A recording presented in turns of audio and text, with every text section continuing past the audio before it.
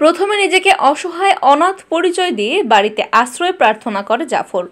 ২০ দিনের মাথায় পরিবারের বিশ্বস্ততা অর্জন করে ১৪ মাস বয়সী শাহজাহানকে অপহরণ করে ১৫,০০০ টাকায় বিক্রয় করে সে।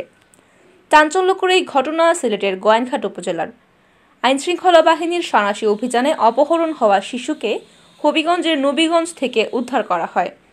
এ সময় গ্রেফতার করা হয় এক মহিলাকেও। মঙ্গলবার সকালে সিলেট জেলা পুলিশের অতিরিক্ত police super Sheikh Mohammad Selim press briefing করে এই তথ্য জানিয়েছেন।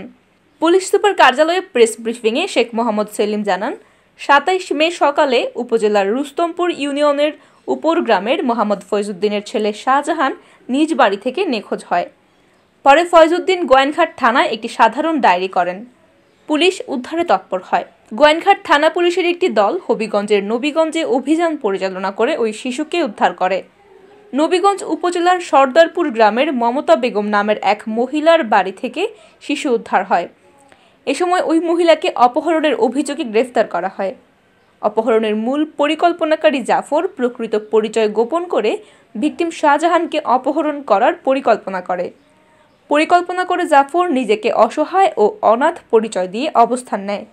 প্রায় ২০ দিন বাড়িতে অবস্থান করে বিশ্বস্ততা অর্জন করে গত ২৭ মে সুযোগ বুঝে ওই শিশুকে অপহরণ করে হবিগঞ্জের নবীগঞ্জে নিয়ে গ্রেফতারকৃত মমতা বেগমের কাছে ১৫,০০০ টাকায় বিক্রি করে পালিয়ে যায়, জানিয়েছেন অতিরিক্ত পুলিশ সুপার শেখ মোহাম্মদ সেলিম। এদিকে পলাতক আসামি জাফরকে গ্রেফতারে অভিযান অব্যাহত আছে বলে জানিয়েছেন জেলা পুলিশ।